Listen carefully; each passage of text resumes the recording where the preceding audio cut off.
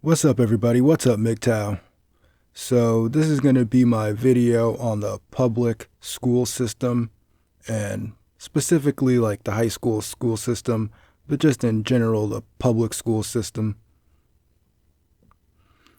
Now, I guess just for full disclosure, I should tell my educational background, which is something that I'm loath to do. And there's a few reasons for that. So basically, I've got a Bachelor of Arts in Anthropology. I'm a certified sound engineer, and I also have a real estate license in the state of New Jersey. Now, you might be asking, well, what can you do with the anthropology degree? And I would respond with, not much. And I probably would have been better off getting an underwater basket weaving degree, because then at least I'd have some wet baskets to sell.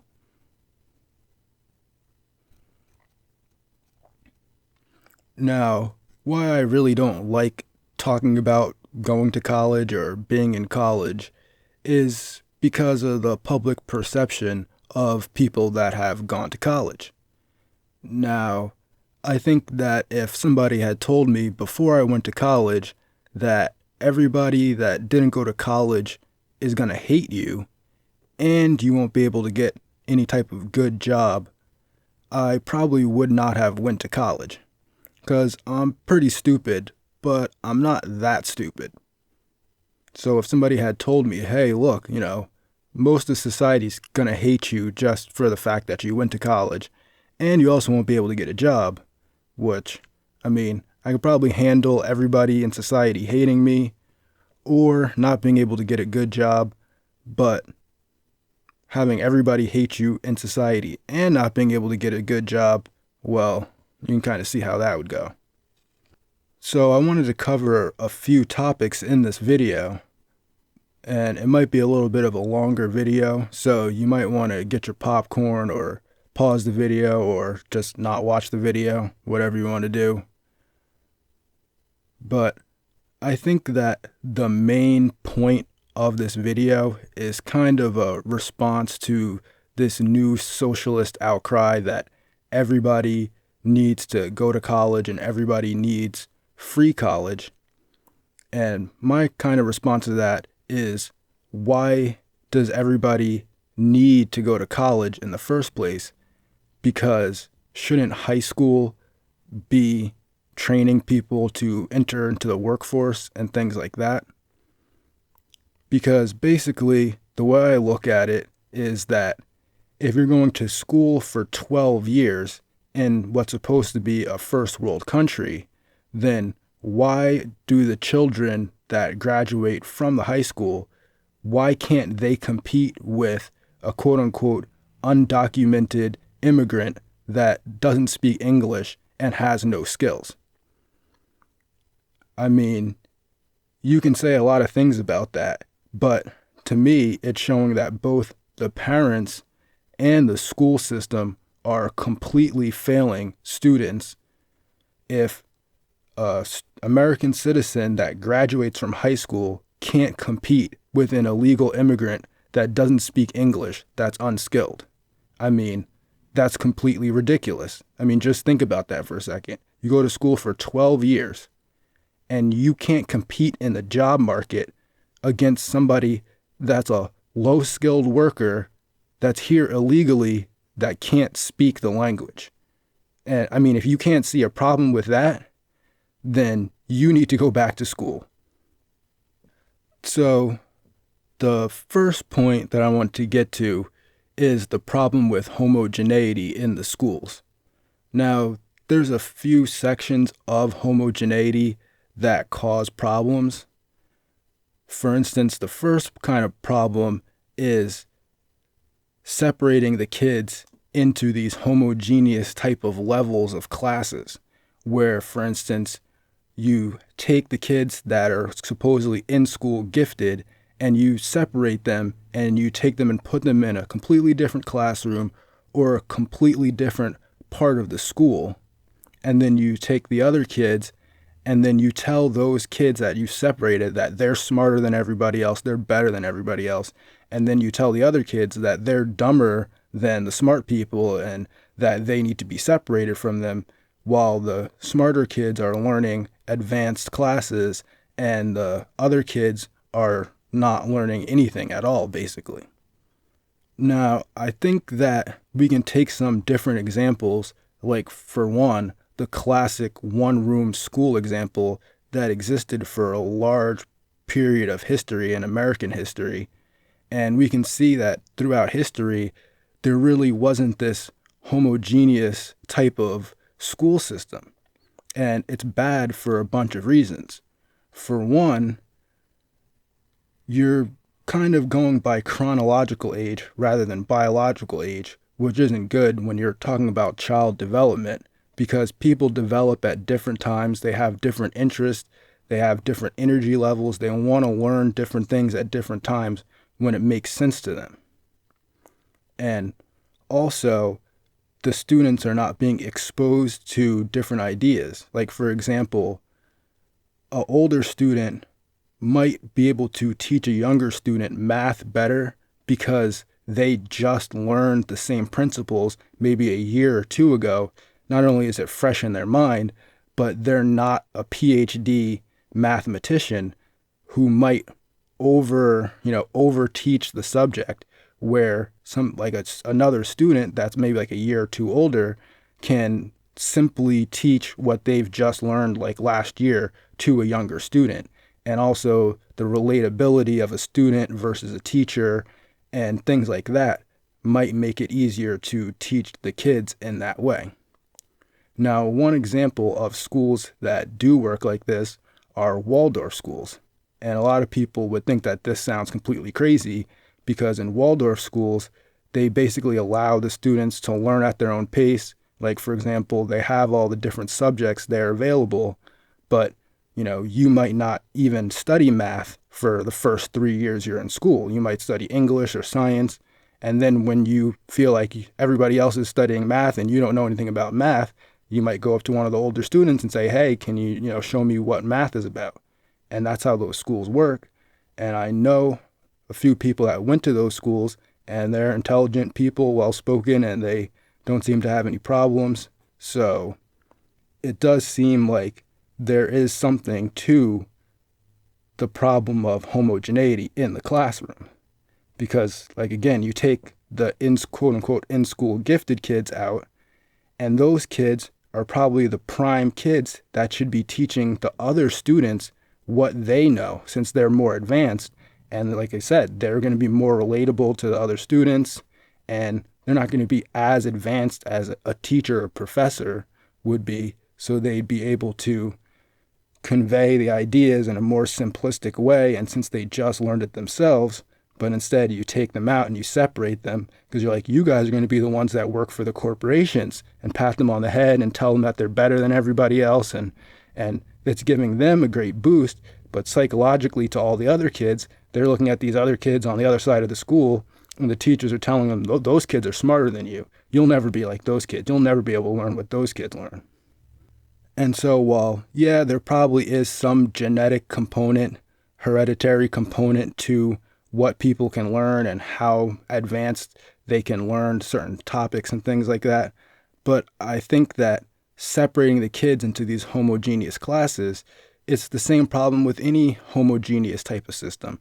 Like, for instance, if you have a bunch of people that all have the exact same genetics and somebody gets sick, they're all going to get sick. They're all going to get the same disease. And it's the same kind of problem.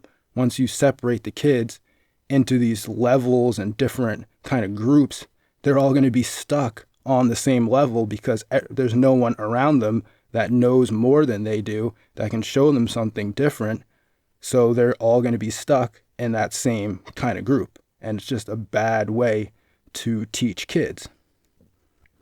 Now, similarly, when it comes to the parents, there's a lot of homogeneity there because, parents who live in a similar neighborhood have similar education levels and maybe even similar jobs and similar social patterns and things like that.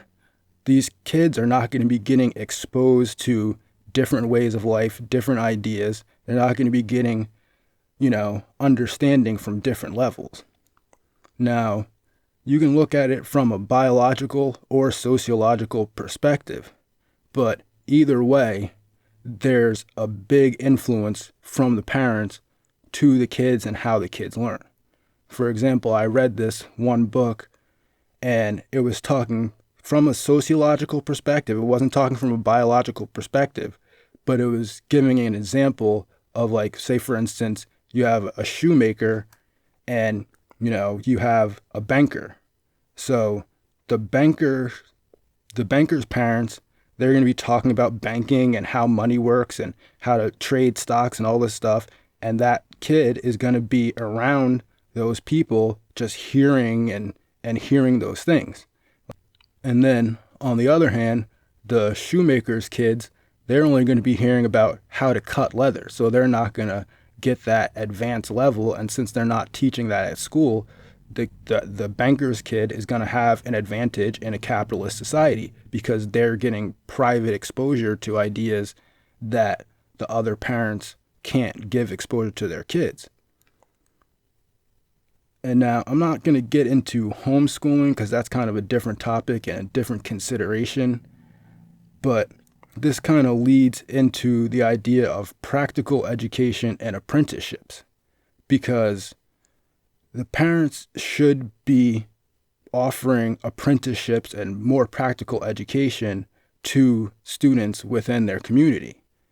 Like, for example, if a parent is a banker, perhaps they can bring some of the students that might be interested in economics or banking to the bank and show them how the bank works and talk to them about how money works and things like that.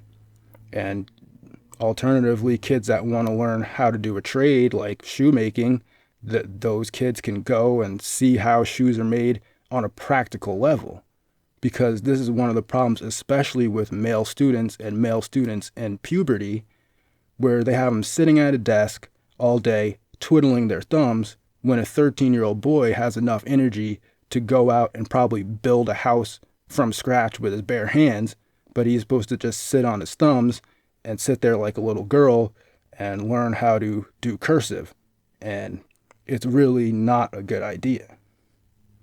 And again, this just comes back to this idea of why can't our students, our high school students, compete with illegal immigrants that don't speak English? Because by the time somebody leaves high school, they should be able to produce something or be able to give some type of service. They shouldn't just have a piece of paper that says, I sat in a chair for 4 years, because that's ridiculous. It's a waste of everybody's time and everybody's money. It's a waste of the teacher's time. It's a waste of the student's time. It's a waste of the parents' money. It's a waste of the government's money, which is the parents' money. It's everybody's money. And when the kids are getting out, they can't compete with somebody that doesn't speak English. That's a problem. I mean, if you can't see that that's a problem, then, like I said, you need a re-education yourself. And furthermore, the things that, are different between low-income neighborhoods and high-income neighborhoods often come down to the fact of how much external resources the parents can pool together. Because, like, say, for example, in a low-income neighborhood, somebody might be able to donate some football equipment for the football team, which is good. But in a high-income neighborhood, parents might be donating microscopes and books to the library, and they could donate something like a car for kids to learn mechanical skills, which in a low-income neighborhood, that's not as likely to happen because, for one, the parents don't have as much money, they don't have as much education, so they can't expose their kids to as much stuff. But, honestly, it doesn't really cost that much to like say buy like a old beat up Honda from like 1990 and bring it into the school so the kids can work on it. I mean, that's something that any group of people should be able to do in a community. You know, get, I mean, it doesn't have to be an entire computer lab, but I mean, if, 40 or 50 parents can't get together and, buy one or two computers for the students or buy some educational books or, like I said, buy like a car or something like that for the kids to learn on, then that neighborhood probably has a lot bigger problems than just practical education and apprenticeships for the students. But like I said, it's always a good idea to try to bring in people that come from, higher levels of education or have, you know, practical jobs that are already working in society so that they can bring some of these students, especially the male students, into practical work situations where they're getting actual hands-on education and that they will have a product or service that they can provide when they graduate high school so that they can compete with undocumented, unskilled immigrants that don't speak English. Now, when it comes to health and what they're teaching the kids about health, we can again see that there's a big problem when a school is sponsored by Taco Bell, sponsored by Coca-Cola, or Pizza Hut, or something like that, because I've been to high schools where I've seen that. So if the high school is receiving money from Coca-Cola and from Taco Bell or KFC or whatever, they're going to be very reluctant or possibly even limited in teaching the students how to eat healthy, how to exercise, and things like that, because they don't want to have a bunch of health classes teaching kids that Skittles are bad for you, how bad sugar is for you, that you shouldn't be eating Doritos and how bad that is for you, that you need to exercise even if you're not going to be on the football team or even if you're not going to be on the soccer team, because that leads into mental health. And then we can see again that these huge corporations are selling all types of psychotropic drugs and antidepressants, and kids are going in for bariatric surgery when they're like 15, and they're selling all these remedies that could easily be remedied by actually giving sound health advice to kids, to the parents also, and kind of, making sure that the kids are eating healthy at the school. And I mean, it sounds like some crazy socialist thing and people should be able to eat whatever they want, but there should be a much bigger level of education when it comes to health and nutrition and physical health and mental health than they're giving. I mean, they're teaching kids how to have anal sex and give blowjobs, but they come out of school, they're obese, they've got all types of mental problems, they're depressed, they're angry, and then they have to compete with unskilled, undocumented immigrants that can't speak English. And then you wonder why some of these things that are happening in society. But like I said, you can see that there's an incentive from the major corporations to not teach this because they want you to be a consumer. They're not trying to train you to become a healthy, independent person. They need workers. That's why the school's even set up with the Bell system and all of that, because that it was designed to teach people how to work in a factory, to move from one station to the next station and take your lunch break and come back from your lunch break. That's what the bells are for. I mean, I had an argument with one of my high school teachers about that, and I had to go look it up and research it and came back in, and she was really pissed. She was like, what are you, this is like some conspiracy theory that the bells are to make kids work in a factory. And then I looked it up, I showed her. And I also showed her that the literacy rate, even among African Americans, was higher before mandatory public school. I mean, it's ridiculous. School, the way that they set the schools up, it doesn't make you want to learn. I know a lot of people that they don't want to learn after they never want to read another book again after they get out of high school. They never want to see another book or anything that sounds like education. Now, the fact that economics is not a mandatory class as mandatory as, say, English or mathematics is just showing again that, like I was talking about with the British Navy, they don't want you to actually know how things work. I mean, basically, you can look at it this way. Like, not teaching mandatory economics basically from like third grade, once you learn your multiplication tables, would be analogous to the Trojans not teaching their kids anything but how to play ping pong up until 2 days before they're about to go into battle. And then they hand them a sword and a shield, and the kids are like, "What's this?" And they're like, "It's time for battle." And the kids are just looking at them like, "What? You've just been teaching us how to play ping pong for the past 10 years, and now we're supposed to go to war?" Like, that's basically the same thing that they're doing in our schools. Like, if we live in a capitalist society and the GDP is everything and capitalism, capitalism, capitalism, capitalism's the best, and, get that money, and then you're not teaching the kids economics mandatory for pretty much the entire time they're in school, like a mandatory class, then you're setting people up for failure. It's like you're teaching Trojans how to play ping pong. So to kind of understand why they're doing this more, maybe it's a conspiracy theory, I don't know, but we can look at a quote from Henry Ford. Now, if capitalism was a religion, we can safely say that Henry Ford would be among the pantheon of the gods of capitalism. The year of our Ford and all that. So let's look at what Henry Ford has to say about capitalism and specifically educating people in economics and capitalism. Quote, "It is well enough that the people of our nation do not understand our banking and monetary system, for if they did, I believe there would be a revolution before tomorrow morning." End quote. So that was from Henry Ford saying that. So if anybody wants to try to explain to me how Henry Ford is not a very strong voice of capitalism and one of the most predominant capitalists ever to exist in history, let me know in the comment section why you think that we shouldn't listen to what Henry Ford has to say about capitalism. So you can see, again, there's an incentive not to teach people how capitalism really works. And yeah, we can go into the argument of anarcho-capitalism, and the fact is that it is true and it probably is the most morally correct system.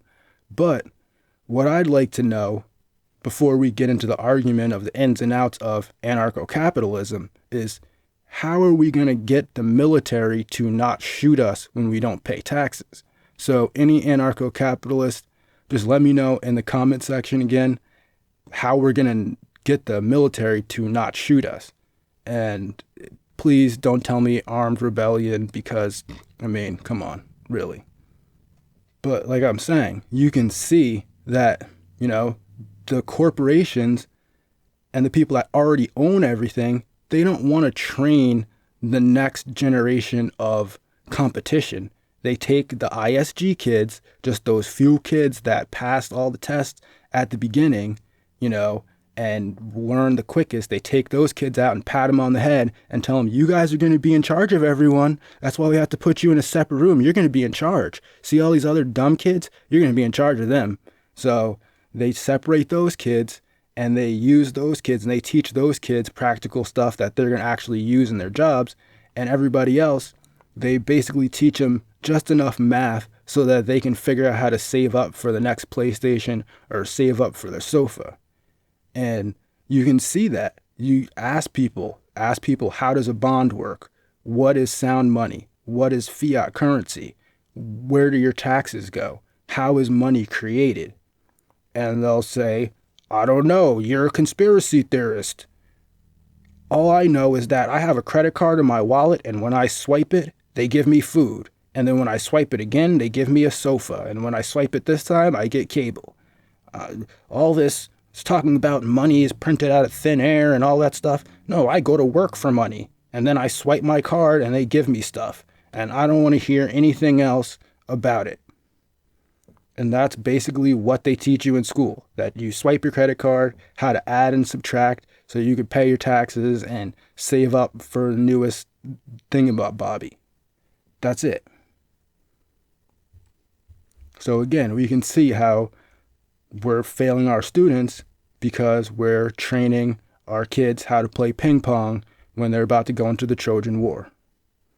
Now, this might even be one of the most controversial points because I know people from my generation and probably even the generation before mine take the co-ed question for granted completely because they went to school with boys and girls mixed in classes, and I went to school with boys and girls mixed in classes. But that hasn't been the standard throughout history in any nation. The boys and the girls have always been separated, and especially after puberty, because of the completely different learning styles. The boys learn hands-on practical education that they need to get the jobs that they need to sustain families and sustain life in society. They need to start learning that stuff as soon as possible, basically at the beginning of puberty. And girls do better sitting down at the desk and crossing their T's and dotting their I's and crossing their hands and sitting there and looking good. And when you force the boys into that same system, it doesn't work. And we can see that the education system is failing boys. I mean, all the metrics show that, boys, they're falling behind in education, whether it's primary school or secondary school, post-secondary school, in the workforce, they're falling behind, and it's partially due to this co-ed mixed education, female teachers, and the female teachers can't handle the male students, or they don't want to handle the male students. They don't want to understand that the male students are not girls. And then, we're giving the kids drugs. And then on top of that, you're telling these people that they're high IQ. You're telling these people that they're low IQ. But the fact is that part of it is their health. I mean, if you're at home drinking tap water with lead in it from the time you're born, and then when you're in high school, you're eating Doritos every night before you go to sleep and Skittles and drinking Coca-Cola, I mean, maybe there's a biological part to it, but maybe, drinking leaded tap water and eating Skittles before bed is also part of the problem as to why students are not reaching their full potential when it comes to intelligence. And on top of that, like I was saying, the school was designed for brainwashing. Like, there's scientific evidence that shows that adolescent kids, especially in puberty, should not be waking up at 6 o'clock in the morning. Their brain doesn't function properly, it's developing, and scientifically speaking, kids in puberty around that age should be waking up at around 10 o'clock in the morning. So they should be waking up at 10 o'clock in the morning and then probably going into school around like 11. But they want to train you for that factory job, that 9 to 5, that 8 to 4 type of thing. And so they have to get you up and you're getting brainwashed. You're not eating a lot of meat, especially in the morning. And, at school, maybe you have a bologna sandwich or something like that. All of these things are all aspects of like cult-like brainwashing. And that's another reason why the government doesn't like cults, is because they're training you to be in a cult. They're training you to be in the cult of whatever country that you're in. And so they're kind of programming you to accept cult-like ideas so they don't want anybody else to come in. Because think about it, if you're one of the people that's kind of outside of the system and you can read the system and then you can employ these same cult-like ideas or practices that the government employs, that's how you get people to join a cult. Because they're already pre-programmed by the education system to basically be cult-like in a sense, and there's certain belief systems and things that they don't question, and if you can tap into that, you can get people to join your cult. And that's why the government doesn't like cults, because they're just tapping into what the government wants you to be, in the cult of capitalism, the cult of whatever. And, all of this is just, at least from my perspective, it's the people that already are out there, that already run everything, run the corporations, own all the property. They don't want competition. And then on top of it, we're measuring our country's success based off numerical values. And I know this is a cliche, but when you look at the health of the students and the health overall in the society, from a pure capitalist standpoint, a bunch of sick people is good for the GDP. And that's ridiculous. So you're telling me that if, 2/3 of Americans are spending $200,000 a year on health related problems, that's good. That's a positive. That's in capital. That's a positive. Thumbs up. Everybody's spending 200. That means somebody's getting rich. I mean, that's where there's limits to capitalism, because you can't just put a numerical value on everything. And I mean, I know it sounds stupid. It sounds crazy. But I mean, if you're really measuring the GDP based on how many sick people are in your country, and there's people profiting off of sick people, and they're the same people that are sponsoring the schools and putting toxic food in the schools and not teaching the kids how money works, and then they're jamming boys and girls together in the same classroom so that they can give more drugs to the boys, you can see there's something wrong there. There's something wrong with capitalism if that's the case. If this is working, if this is quote unquote what's working for capitalism, there's a huge problem there. And I am not against free markets, but we can't do this to our kids.